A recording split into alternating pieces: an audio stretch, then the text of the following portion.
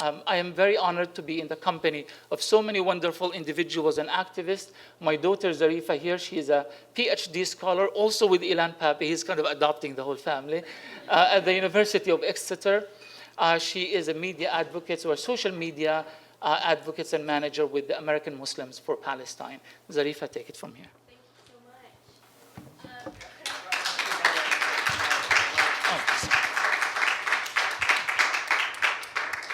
Thank you so much. Thank you so much, everyone, for being here tonight, and thank you to Palestine Deep Dive for giving me the absolute honor of doing this interview. I'm really honored to be here speaking with you tonight. So first off, I know that you all know Dr. Rashid Khalidi, but I would like to read the bio because he deserves it.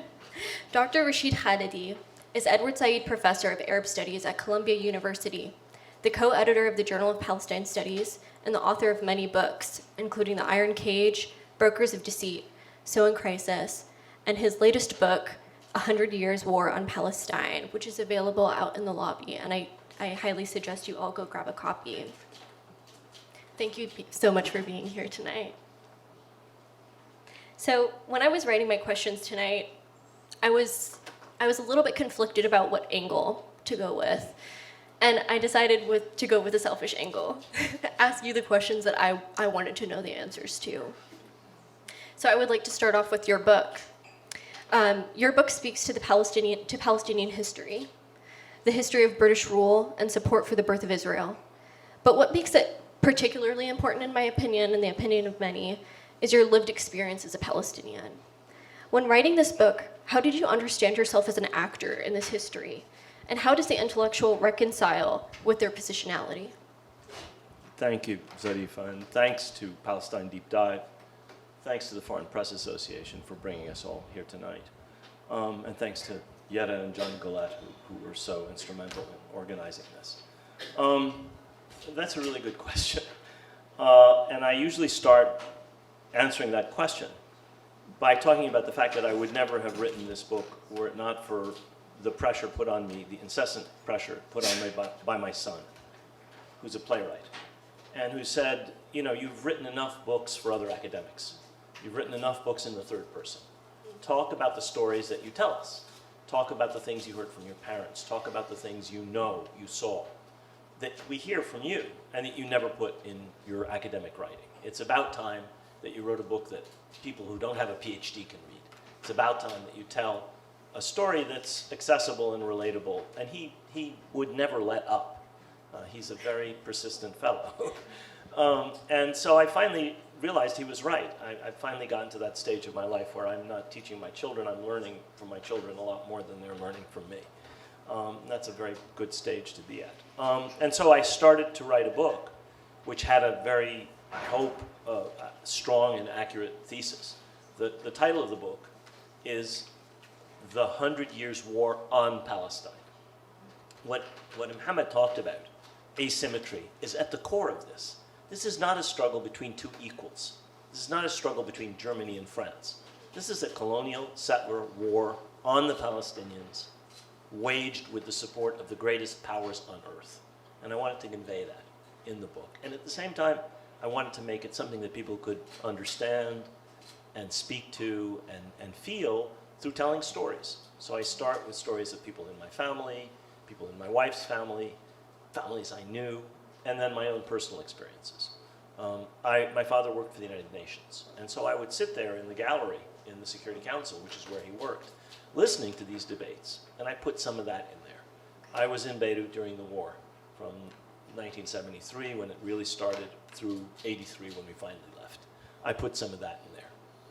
And so every chapter has not just documentation, there are 45 pages of footnotes. If anybody wants to know where I got the details, that's where the details came from. But the stories are family stories, my own stories, stories people told me. And I think of that as a way into this very complicated argument that I'm making against the line that people have been fed in this country by 100 years of propaganda. Absolutely. And I appreciate you, you know. Sorry. No, absolutely.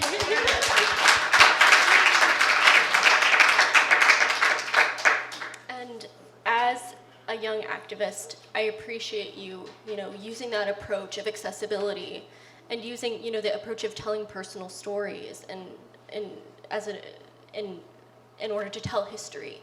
Makes it a lot easier for us to understand the stories that our own parents have told us in context. So I appreciate that. In this book, you also speak about the vibrant history of Palestinian resistance towards not only the Israeli occupation, but British colonial rule. And that resistance has taken many forms: popular, political, cultural, and armed. How do you see the culture of Palestinian resistance manifesting today? Well, I think that something really quite important has to be laid out at the beginning. We think of Zionism as an ideology. We think of it as part of the last wave of European settler colonialism. We think of it as creating a nation state. We think of it in terms of its economic power. We think of it of its ability to influence the American media. And that, I think, is where we have to understand that one of the crucial elements in it from the very beginning has been discursive, telling a story. Now, they had a huge advantage. They had the Bible, and they were able to take that and feed it to an audience which was in the West largely Christian, and which was particularly receptive to a refiguring of that biblical story. We don't have the Bible on our side, but that's not necessary. What's absolutely essential is for us to understand that this is a crucial arena of resistance. I mean, listening to Muhammad, to me, this evening was entirely inspiring, because he is resisting. He's not just working as a journalist. He's not just writing as a poet. He's not just an activist. He's actually fighting in an arena which the Zionist movement was fighting in over 100 years ago, before he became the first prime minister of Israel. David Ben-Gurion was in New York City, working for 4 years during World War I, building up the financial and the propaganda basis of the Zionist movement's success in the United States. That's in 1916, 17, 18, 19, 20. So when we complain about how far behind we are, it's partly because we never realized this. Edward Said wrote an article in the Journal of Palestine Studies, which I have the honor of co-editing now, called Permission to Narrate. And he's the first person who opened that conundrum up and showed that what we never had was the permission to narrate. Well, with people like Ayman, with people like Muhammad, alhamdulillah, we actually are beginning. There was a journalist here who works for ABC. We're beginning to have that permission. You begin to see Arab and Muslim and Palestinian names in the media, on NPR and so on. And it's not just getting into the media. It's a matter of understanding how absolutely strategic this is to our resistance. They understood it more than 100 years ago. They understood it. And we have to understand that. The other elements are obvious. Keep staying on the land, absolutely essential. Fighting things like eviction, ethnic cleansing, dispossession, and fighting back. Obviously in the intelligent and in thought out and strategic ways. That sometimes means the use of force, and it often doesn't. It often means collective action, and often it means fighting against collaborators within Palestinian ranks. So it's a complex struggle. We're not just fighting the Zionist project. We're not just fighting the state of Israel. We're fighting in many cases alongside Israelis. We're fighting in many cases alongside American Jews who've come to realize how important it is to have justice and equity in Palestine for Israeli Jews to live in peace. So it's a complex struggle which often people don't fully understand the dimensions of. And so resistance takes many forms, and it depends on where you are. I happen to be here. You happen to be here. My brother happens to be in Ramallah. I have cousins in Jerusalem. Each of us obviously is in a different place and in a different positionality to resist. That leads directly into my next question. What do you believe is the role for Palestinian youth in continuing this legacy, particularly youth in the West who find themselves perhaps more isolated from this history and culture of resistance, but have in their own ways cultivated means to resist unconditional Western support for the occupation? Right. I mean, I have to tell you, I grew up in New York, and what you people are facing is nothing compared to what I grew up with in Mount Vernon, New York in the 1950s, or in New York City in the 1960s. the world was a very much harder place than it is today in terms of the Palestinian narrative. And the very word Palestine, the very term Palestinian, was a dirty word in the 60s, in the 70s, into the 80s, into the 90s. That doesn't mean you have it easy. I know you don't. But things, first of all, are a lot better than they were then. And that is because of the unceasing work of people like Edward Said, people like Ibrahim Abu Lughod, and the Palestinian resistance movement itself. It put us on the map as a people in the 60s and 70s.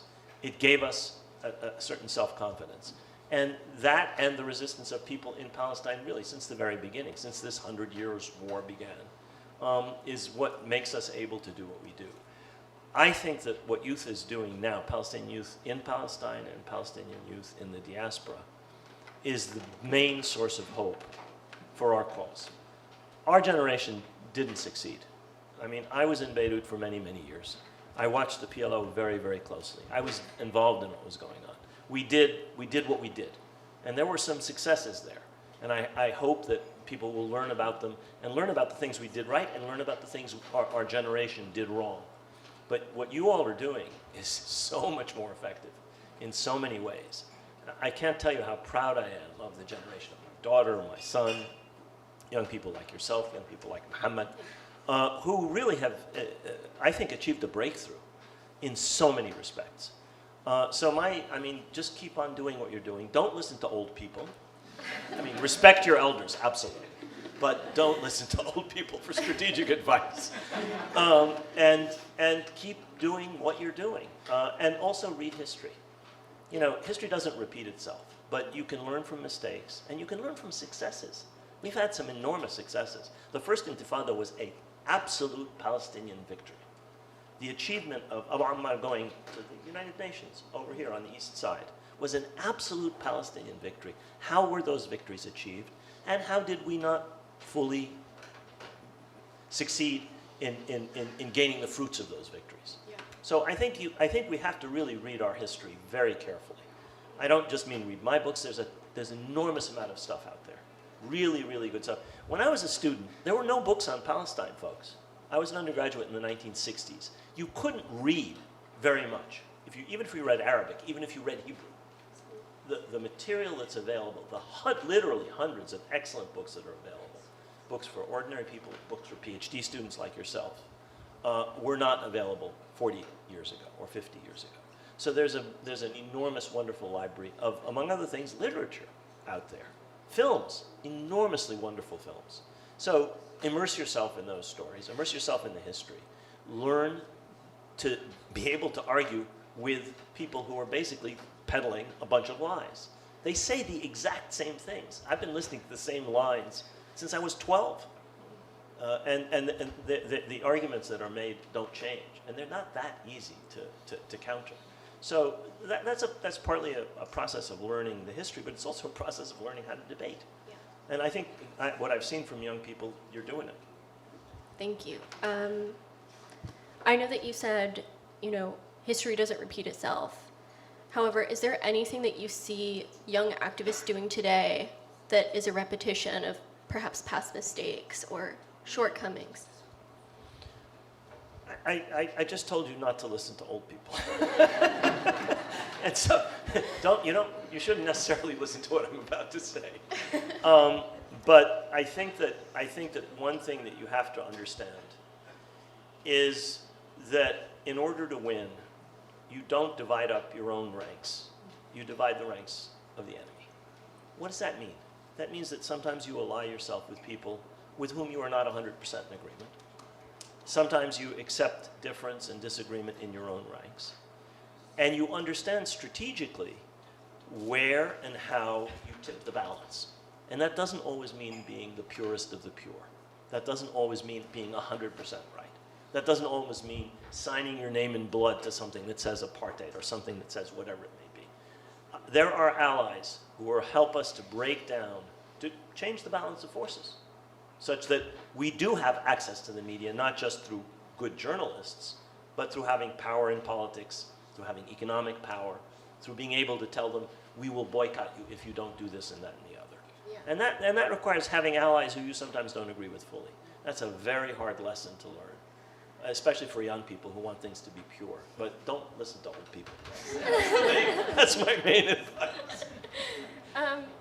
I would like to perhaps expand on my last question a tiny bit. Can I amend that? There are a couple of old people you should listen to. I mean, Okay. Roger Waters here, for example. I always listen to Roger.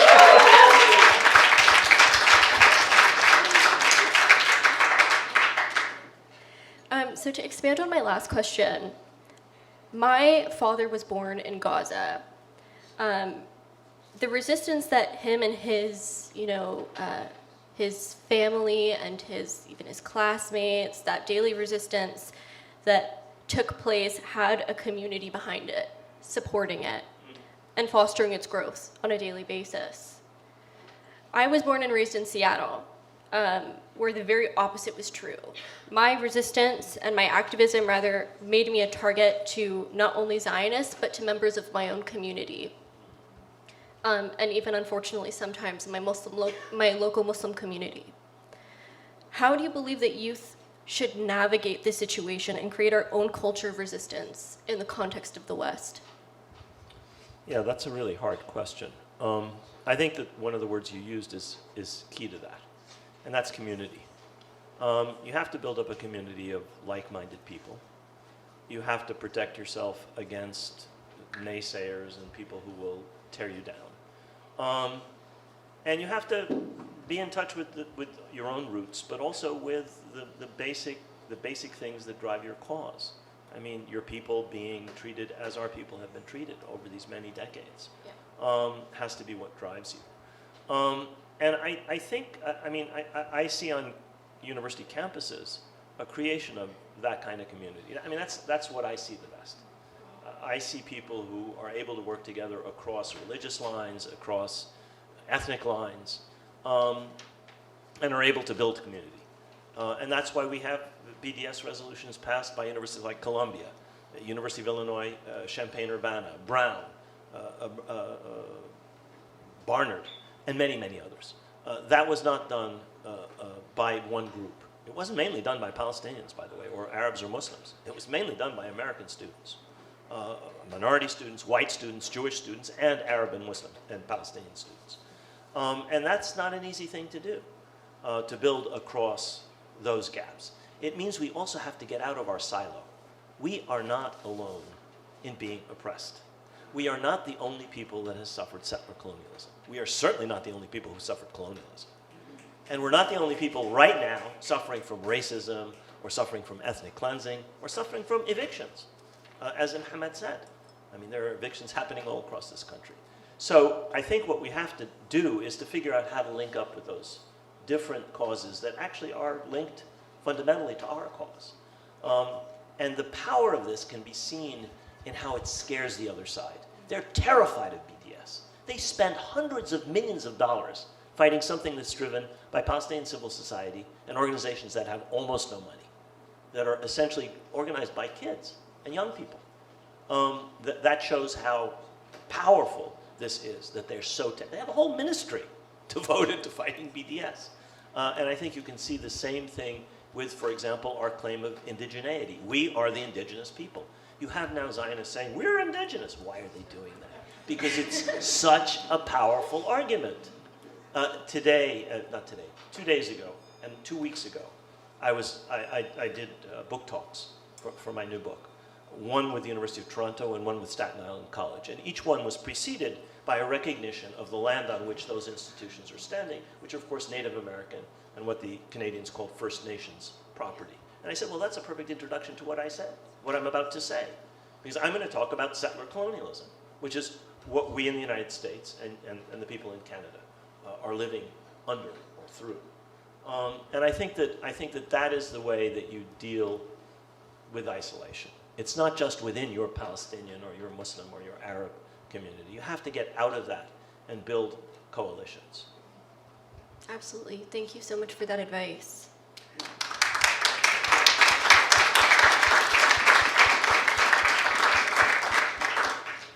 So this is my last question.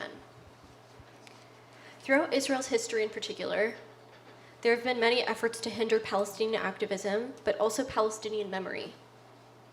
For example, in a speech by former Israeli Prime Minister Shimon Peres to a group of Palestinian students, said, "Don't concern yourselves with history, with the past.